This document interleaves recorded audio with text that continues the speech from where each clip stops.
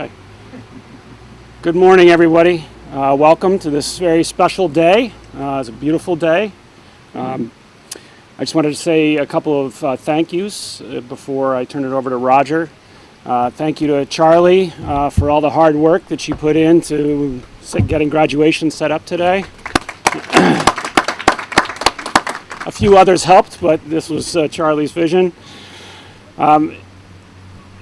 I also, into the graduates, Michael and Ryan, first of all, congratulations. This is a great day for you, I'm sure. I'm very much looking forward to it, I can imagine. But I also want to say thank you to both of you. Unfortunately, I didn't get a chance to work with you guys when I came on. It was when everything went into sort of lockdown. But everything I've heard about you both, from Charlie, from the coaches, from associates, from Roger, from everybody who worked with both of you throughout your time here, what I gather from them is that you guys are exactly what EAP is about. You guys are dedicated. You put what you put into it, you guys are getting out of it. You worked hard, you're passionate, and you really took advantage of this opportunity. I personally am really excited to join the family here. Start getting to know my colleagues and members and people who are supporting the GPC and EAP extended family. And I just want to say thank you for being a part of a great place and a great future. So, Roger? Oh, thanks, David. Thanks, David. Welcome. All right, welcome everyone. As David said, I'll try not to cry this year. It's tough. Okay, sunscreen. No, I'm just kidding. Ryan and Michael, look around us today. Look at this beautiful place that you guys have helped build. You brought life into this. Mostly because your parents paid for it. But no, more seriously, thanks so much for helping us build a culture, plant the seeds of what's here today. You guys are responsible for that, so thank you. It will be our responsibility going forward to make sure that we keep nurturing that and helping that, pay it forward, if you will, for future students. So thank you for that. Cultures are what make the world interesting, fun, scary, and worth living in. You two young men have planted the seeds here of culture at Ethan Allen Preparatory. As I said, it is now our responsibility to help keep that going. And I personally want to say thank you for that. The road is long, the road is hard. Take care of your body, take care of your mind. Stay curious, stay aware for yourself. The world around us wants to embrace you for who you are and want to become. Make sure you're ready for who she wants you to be. Life is not fair. Remember, you have a choice. You can choose how you react. Viktor Frankl, Holocaust survivor and psychologist, said, "Between stimulus and response, there is a space. In that space is our power to choose our response." Got it? You will get back from the world what you put in. So be kind, nurturing, strong, and unwavering in your character. As you move forward, continue to discover who you are. Be patient. Take the time to help others. You will find something in them that's in you. Take the time to reflect. Hopefully, you will fondly remember our 5 elements of success to help you stay on track with your goals and your passions. Live life with passion. Keep the desire of improving and want to improve daily. Be coachable. Find and keep good mentors around you. Believe it or not, your parents know a few things, and you'll see. They may be right. Keep yourself physically able to do the things you choose to do in life, okay? Be prepared, expect failure. Fail often, fail fast, learn, keep the growth mindset. Your passion will help with that. Always work to have the right equipment for the task that you have, okay? Can't nail a stake in the ground with a rubber hose, okay? I leave you with this. This is a quote made popular by Michael Jordan. Some people want it to happen, some people wish it to happen, and then others make it happen. You get to choose. It's up to you. It has been my honor to be a part of your life's journey. I sincerely thank you. It means a lot. Don't wear sunscreen. All right, Tyler.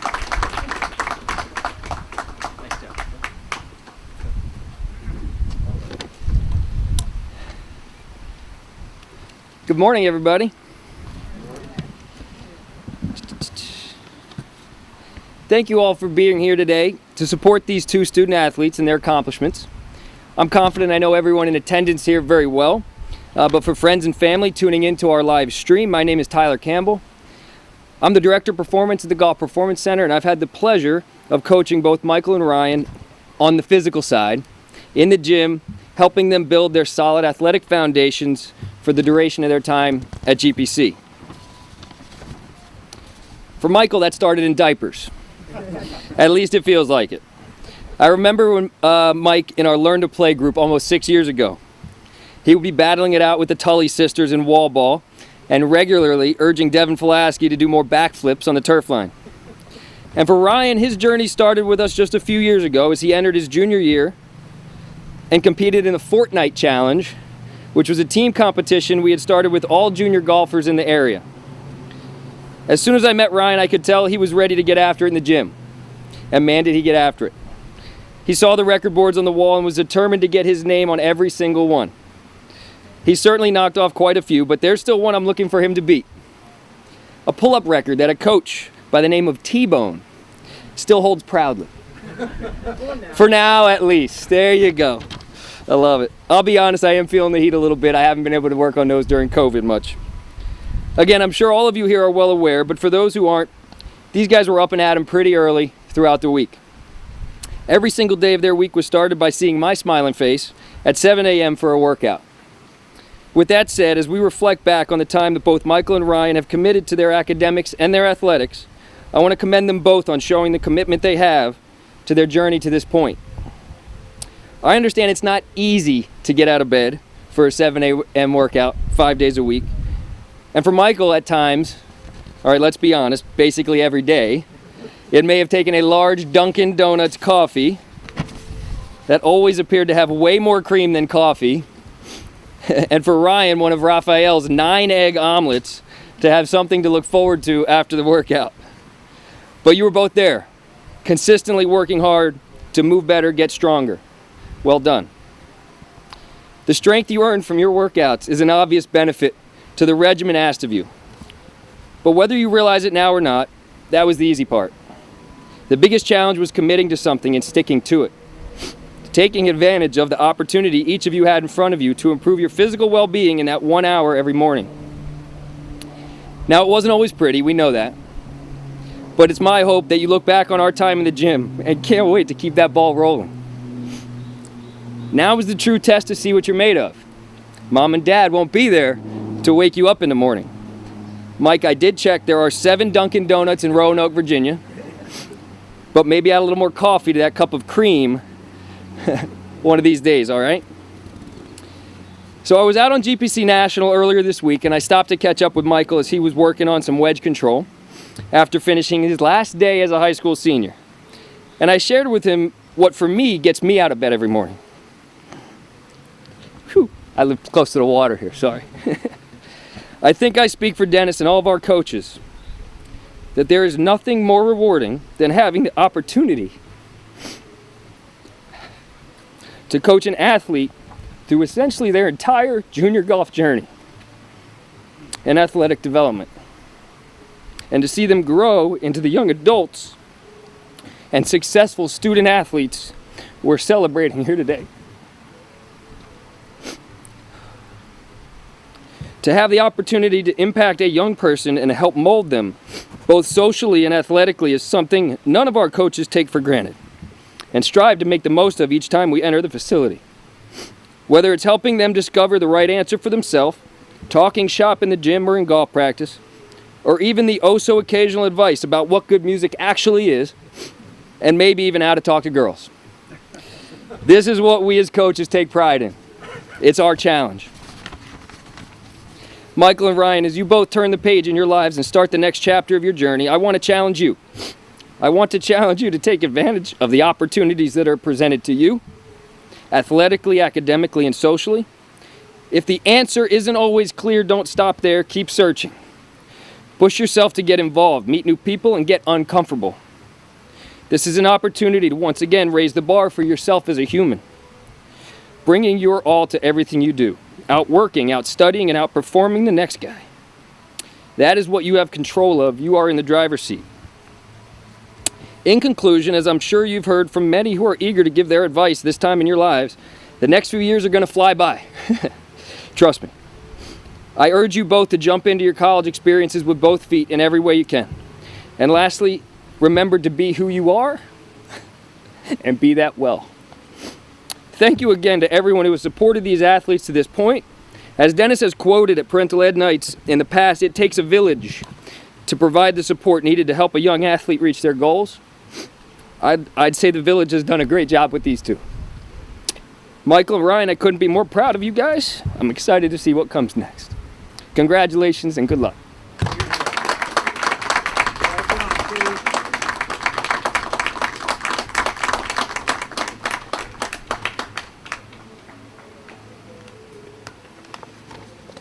Thanks, Tyler. That was great.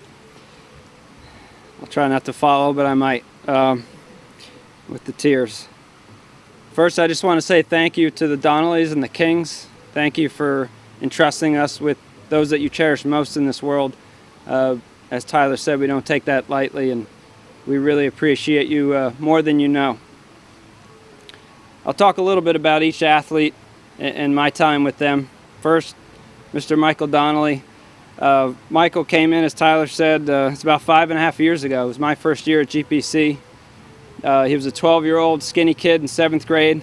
It was the middle of the winter, and believe it or not, I distinctly remember Michael's first night in programs at GPC. I think we were in the White Bay. It was Michael, Jackson Bevere, and myself. We were doing body swings, and Michael was just kind of looking around, quiet and trying to figure out who everybody was and what's this place all about. I took notice that he was a very polite kid, a good athlete, and had a lot of potential. And it's really fun to see where he is today. Still polite, now a young man, probably more polite than ever. Mom and Dad, you've raised him well. Michael is someone of the highest character in a time when I think it's very difficult, or increasingly more difficult, for adolescents to stay true to themselves with social media and societal pressures. Michael stayed true to himself, and I think Michael is someone of the highest ethical standards, who lives by the highest ethical standards. Michael is steady and consistent in his approach to things, the power of which I believe is grossly underestimated, especially when it comes to golf. The journey is arduous. You have to show up day after day, week after week, year after year to get to where you want to go. And Michael has done that. Well done, Michael. So I really got to know Michael very well over the last 5.5 years, even outside of golf. One thing that you may not know, and I'm sure family does, waking Michael up is no easy task. I talked about this last year with Connor Hicks, his roommate in Florida, but Michael took it to another level. Even up here at GPC, after the workout at 7 a.m., you could catch him in the locker room about 8 a.m. taking a nap on the ottoman. He didn't fit very well on it, but he found a way to get a little 5-minute nap before his shower. Maybe that's where the iced coffee comes in.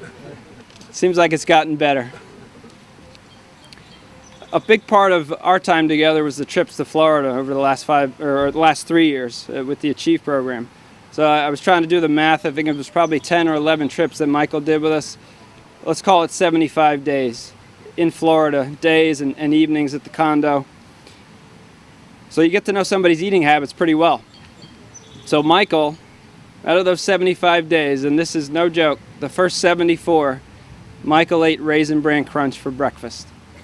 And on the 75th day, the Friday before the practice round, Wally and I are cooking breakfast for, I think there were 12 because the after-school kids came down the night before, and we got a big breakfast. We cooked 2 dozen eggs, 2 packs of bacon, and I hand out the last plate of bacon and eggs to a junior, and Michael walks into the kitchen and he asks me, "Can I have some bacon and eggs?" Somehow we found some more bacon and eggs and we gave Michael a plate. I never heard if he liked them or not. I'm sure they're not as good as Mom's. So today, Michael is a great young man, always respectful. And Michael, I'm proud to say I'm your coach. He's a good player with lots of potential. Michael, hold on to those dreams. I'd say the journey's just begun. Congratulations.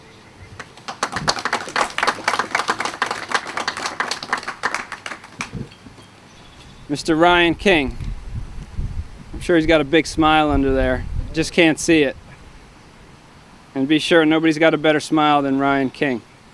Ryan came in 2 years ago, as Tyler said, entering his junior year at EAP with us, with goals of improving his golf game as quickly as possible. But we didn't see that smile enough. Ryan's a deep thinker. You could see him, kind of mulling things over as you gave him advice and explained things to him, kind of process it and see if it made sense, see if it was valid. Then he'd kind of mull you over, see if it seemed like you knew what you were talking about. That's a good quality, Ryan. Don't take anything for granted. Process it, inspect it, see if it fits into your vision. Don't change that. Ryan's determined. He's determined to figure it out. He's conscientious. And if there's a hard problem that we're confronted with, my money's on Ryan. I really got to know Ryan really well as well, outside of golf, in and outside of golf. But when it comes to golf, he did develop a bit of a love-hate relationship for a while. And don't we all?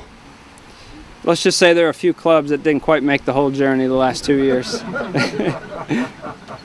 I've been there and done that too, Ryan. It shows passion.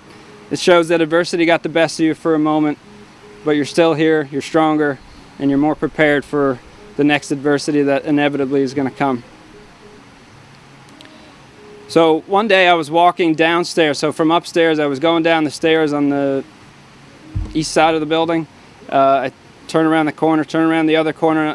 I go into the small gym.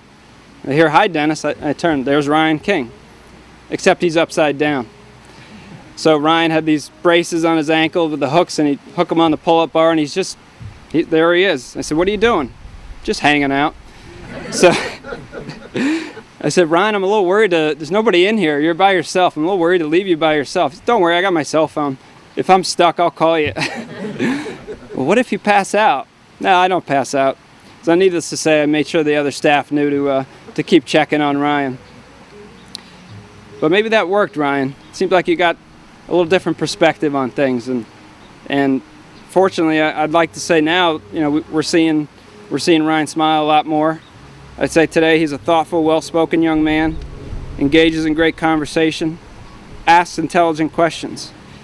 And for me as the golf coach, I can say I think he's enjoying the game of golf a lot more as well. Ryan, I hope you continue to enjoy what we know is a game for life. Congratulations. So just a little advice for both of you as you go off. I'm sure, as Tyler said, you're getting it from everybody. As you go off to college, I urge you not to conform to society's norms, as you've shown here that you're not. Continue to stoke the fire of curiosity and always follow your passion, for that's the mark of a fulfilling life. Remember, we're here for you. We'll continue to be a part of your journey. And best of luck on the next stage of your life.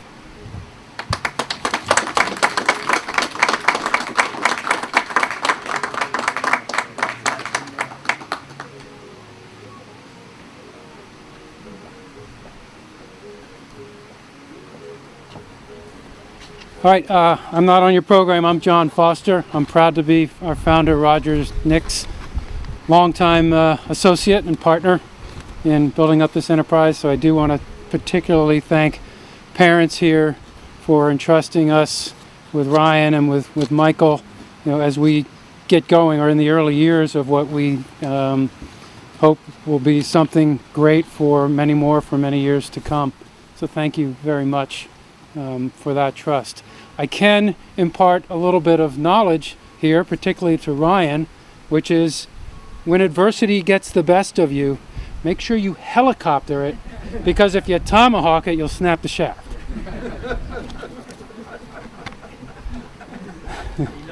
Yeah. And I do also want to thank you two guys for your kindness in helping Tyler learn how to talk to girls.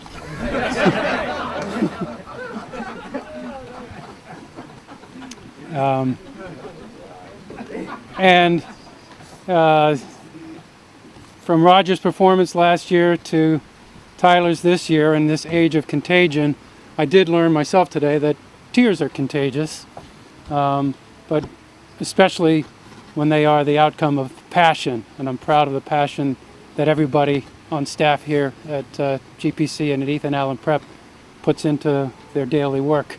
It's all for you, as it should be. So many of you are probably relieved that I'm announcing or introducing this year's commencement speaker versus giving the speech last year.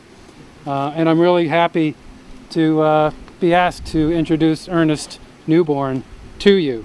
I've got his corporate bio here, but I'm going to sprinkle it in with some other things that I also know about Ernest. But to read the bio, I got to do this whole thing. You're going to hear from Ernest Newborn II. He is the Senior Vice President, General Counsel, and Secretary for USI Insurance Services, an extremely acquisitive company, which means that Ernest is on the firing line every day with either completing an acquisition or contemplating a new one or something like that. And I'll tell you, it bleeds over into a lot of his time sitting there in Augusta National Golf Club. He can't be on his cell phone there, but he's sneaking off to the side or leaving early or somehow, because he's got to get on a conference call to get these deals done. That's a lot of dedication. So he's responsible for the legal health of his company, its subsidiaries and affiliates. There are numerous of them. He's the senior advisor to the board of directors on governance matters, strategic and operational concerns of the company. Talk about a man who came out of a liberal education, being asked to do everything and anything, and he does it well. That's the broad kind of education that you heard from me last year, those of you who were here, that I, with a passion, encourage anybody going to college right now to pursue. Your college education shouldn't prepare you for your first job. It should prepare you for your last job. So after graduating from Drake University, Ernest received his law degree from the University of Michigan. Anybody who knows that about Ernest would probably guess it from his golfing attire, the head covers on his golf bag, his golf shoes, his gym attire, and who knows about what's underneath. He started his legal career as a law clerk on the Indiana Supreme Court and as a trial attorney for the U.S. Employment Equal Opportunity. There's two E's in there and I can't get them right. U.S. Equal Employment Opportunity Commission. He started out as Associate General Counsel for Anthem, the giant health benefits company and leading health benefits company. He was at Accordia, also in general counsel roles. But on top of that, he serves as a member of the board of directors and the past chairman of Strata Education Network, which is formerly the nation's largest education and student loan guarantor. It's now one of the nation's leading philanthropic organizations in the education space, and he oversaw that change. He also serves as a member of the board of directors of the Jackie Robinson Foundation. So ladies and gentlemen, I give you Ernest Newborn, and go blue.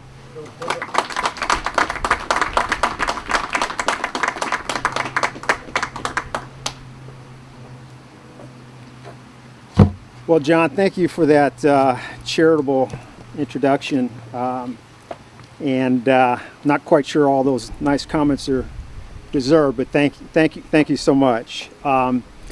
A couple of things that John didn't mention, just about University of Michigan. I have two sons, 26 and 21, and both of their rooms in our home are still painted in maize and blue. So I am pretty passionate about University of Michigan.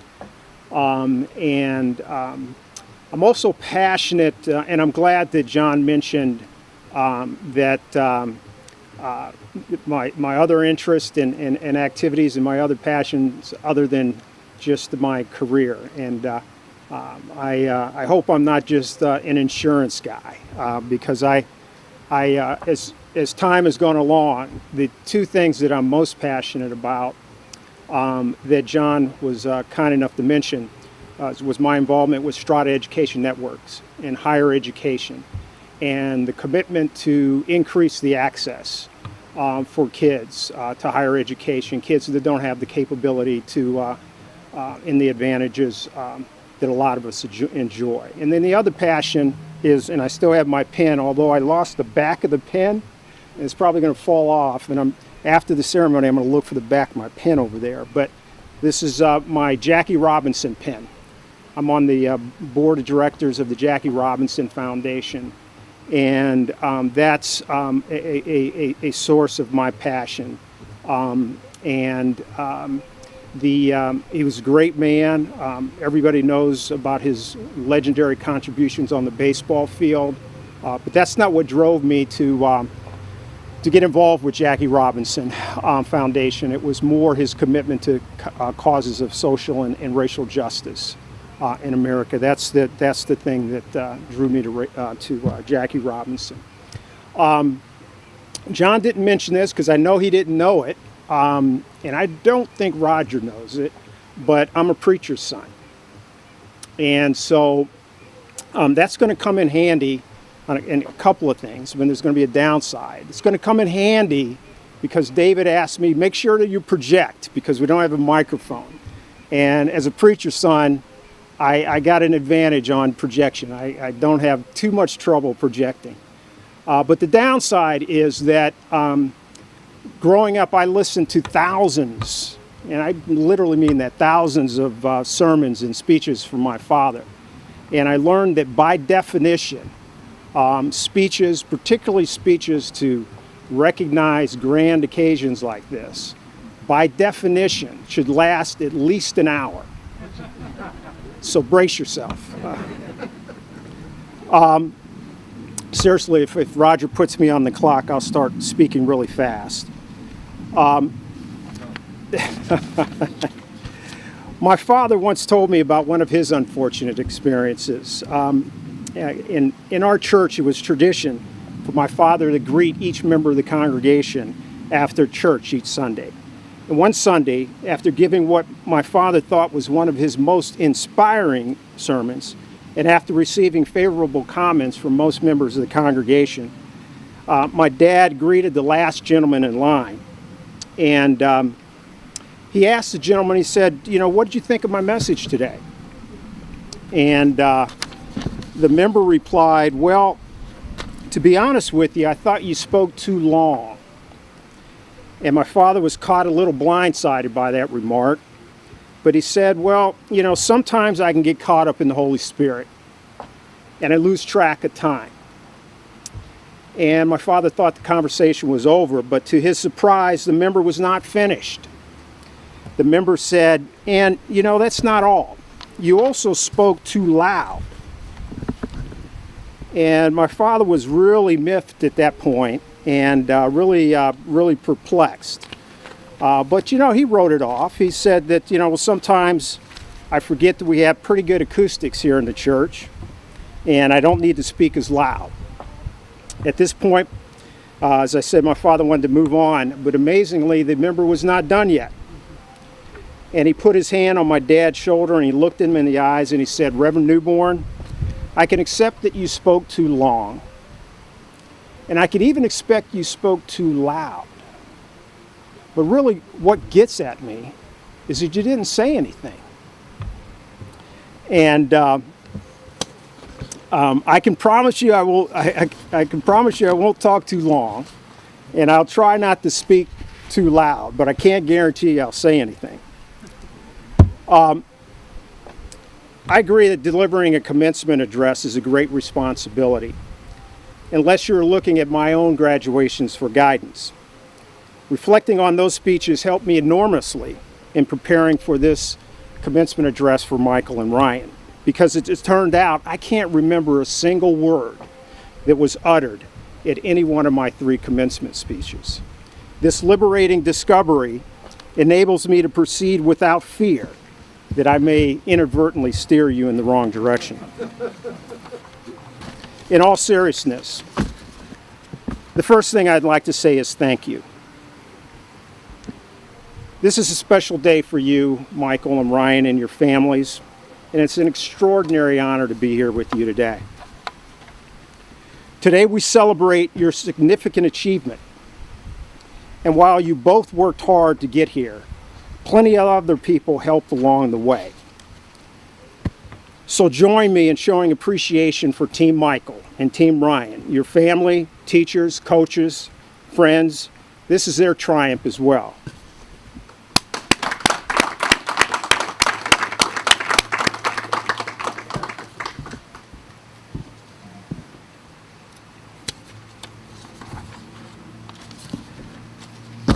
Michael and Ryan, it's been a pleasure to get to know you over the last year.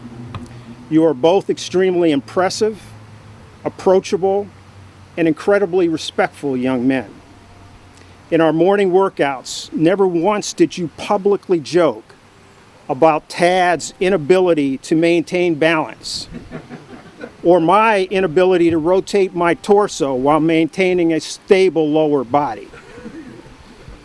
Michael and Ryan, your achievement is even more impressive given our global pandemic and the continuing challenges and obstacles.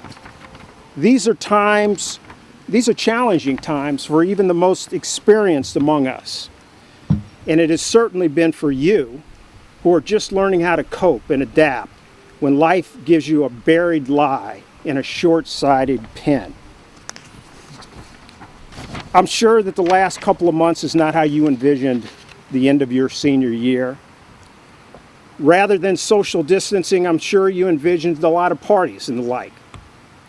But at least you're spared the high school experience that I went through a few years ago. A week before the ceremony, my high school graduation ceremony, a few of us decided to head down to the Ozarks for a few days of pre-graduation festivities.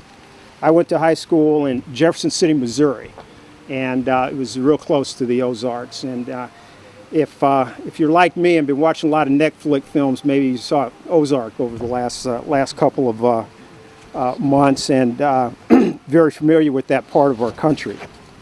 Anyway, while tubing on the lake, I cut open the bottom of my foot on a rusty beer can at the bottom of the lake. Long story short, I developed an infection in my foot, and I had to walk across the stage to get my diploma with the assistance of crutches. I only remember 2 things from my graduation. 1, that my father gave my benediction, and 2, that I received my diploma with the aid of crutches. With Michael and Ryan, let me share some good news. Memories of the ceremony today and the endless parties pass very quickly, and it's not what you'll remember many years later when you get as old as Roger is.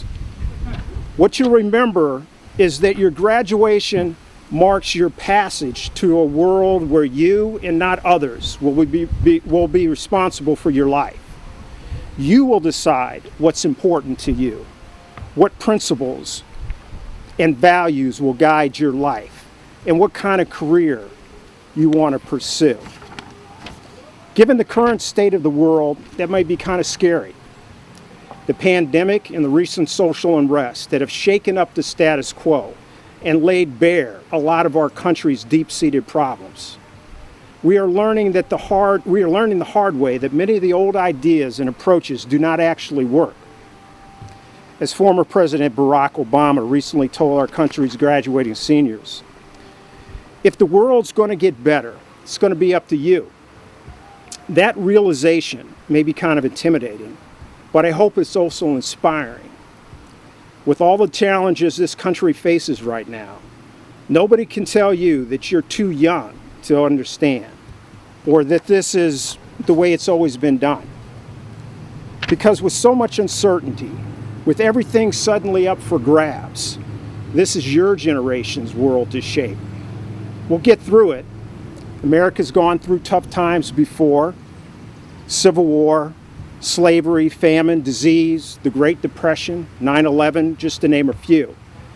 And each time we came out stronger, usually because a new generation, people like the two of you, learned from past mistakes and figured out how to make things better. Did you notice that I just put my hands to my mouth? I wasn't supposed to do that. I'm still learning. Our country is right to be focused currently on the freedoms that lie at the core of our country's democratic republic. A thought that I wanted to leave the two of you gentlemen today is sadly not talked about enough, in my humble opinion. And that's specifically the responsibility that goes along with the freedoms that we enjoy. In thinking about this question, I found myself reflecting on one of my favorite passages, President Franklin Delano Roosevelt's 4 freedoms, freedoms that he believed every person ought to enjoy. FDR believed that every person is entitled to the following 4 freedoms: freedom of speech, freedom of belief, freedom of want, and freedom of fear. Michael and Ryan, during your college years and beyond, you're going to learn a lot about these freedoms. And when you do, I hope you also learn to embrace that goes along with each of these freedoms. And that's namely the responsibility that you both have, and we all have, to extend freedom to others. Freedom and responsibility are essentially two sides of the same coin. Or as Jackie Robinson once put it, there's not an American in this country free until each of us is free. Let us take an example of what our country's gone through during the last couple of weeks. Freedom from fear. Everyone deserves to live free from fear. But the fact is, some people are more persecuted and more in danger than others. So those of us who have the privilege to be free from fear also have the obligation to act on behalf of others who do not. Because when our neighbor feels less vulnerable, our community becomes less vulnerable, and our democracy becomes stronger. This is true for all of our freedoms. Our freedom of speech means we have the responsibility to listen to one another.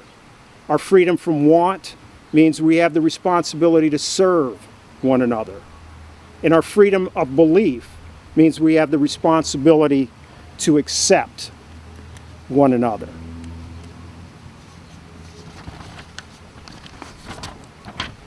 This last freedom and responsibility, the responsibility to accept one another with empathy, is more crucial than ever. Our country is more diverse than our founders could have ever imagined. Our work of building and keeping a democracy has not been easy, and we know from current events it's far from finished.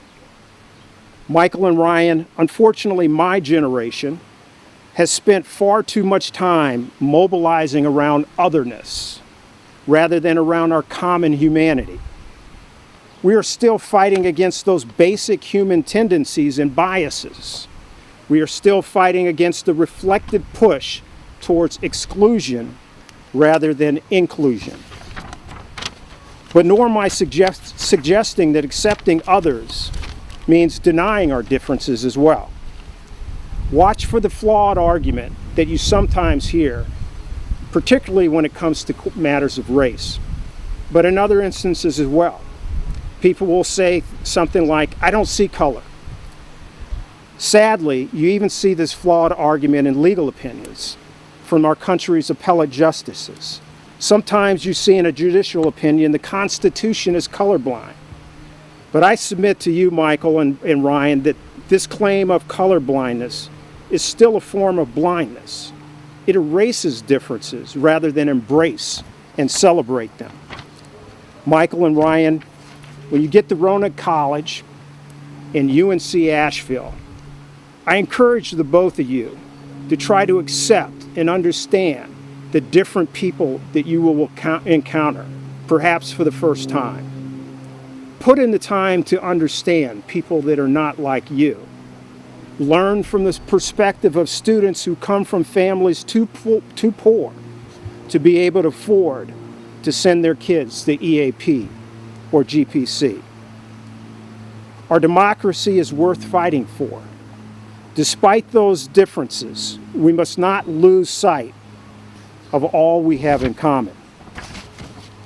As Dr. Martin Luther King reminds us in the letter from the Birmingham jail, we are caught in an inescapable network of mutuality, tied in a single garment of destiny.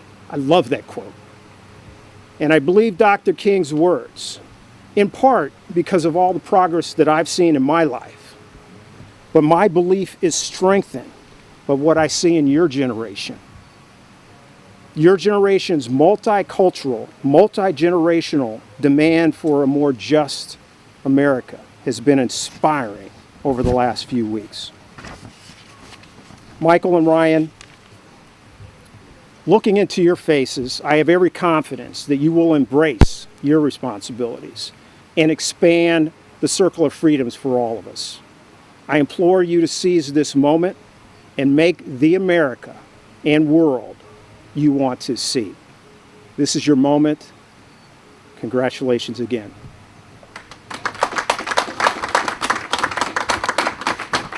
Thank you.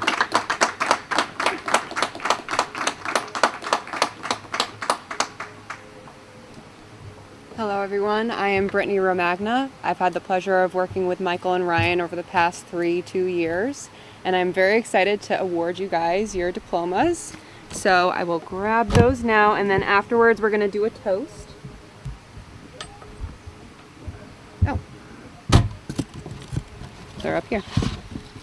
So first we have Michael Donnelly. Congratulations. Very well done. Photo op. I said photo op. And next we have Ryan King.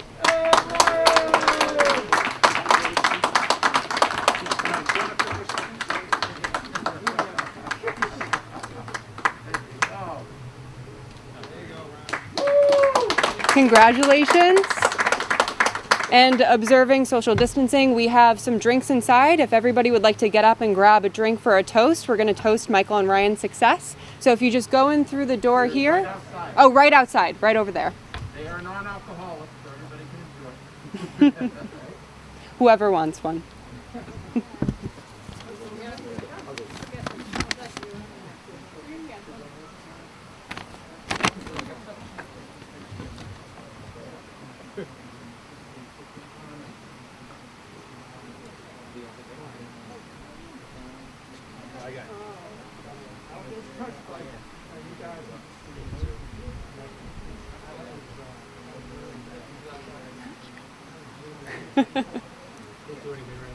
No. We're taking it back. You don't deserve it now.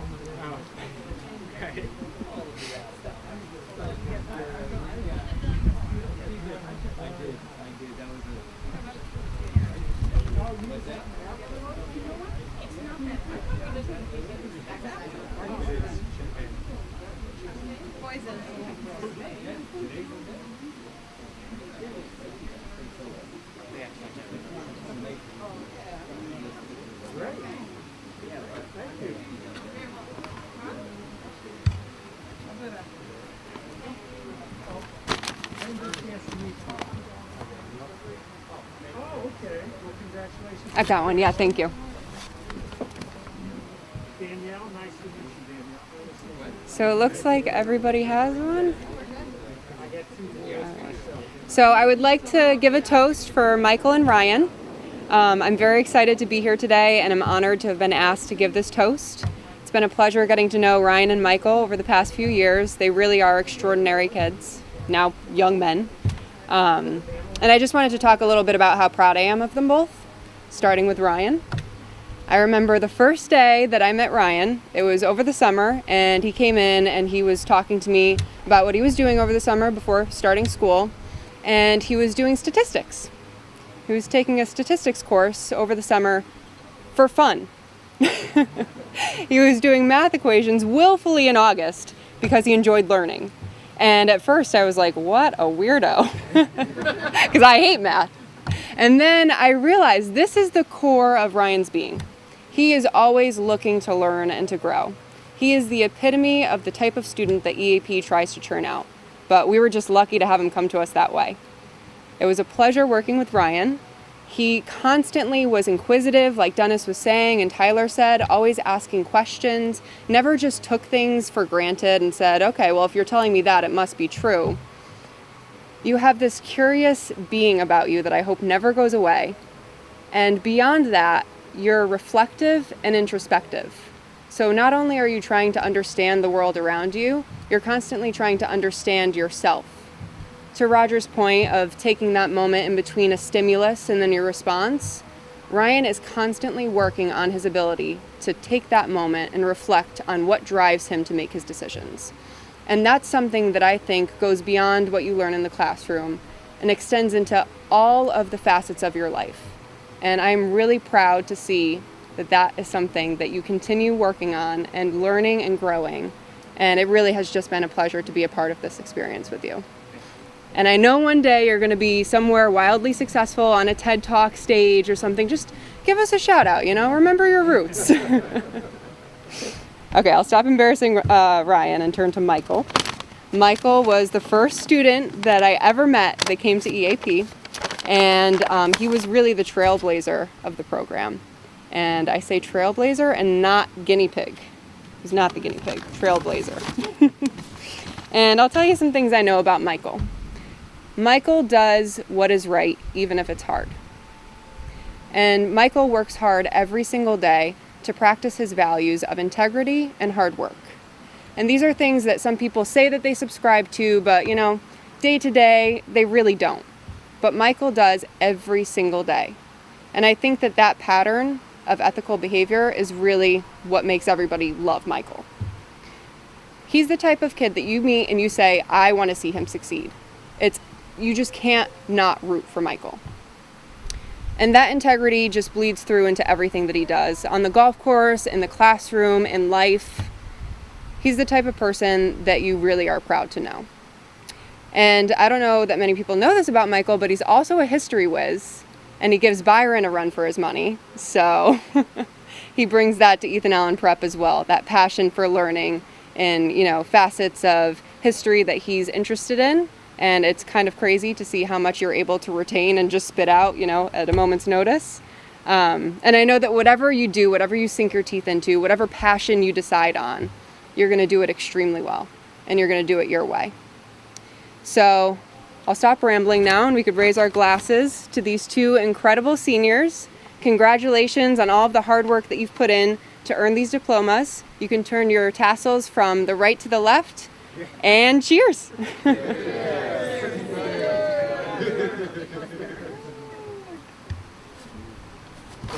You're welcome. You're welcome.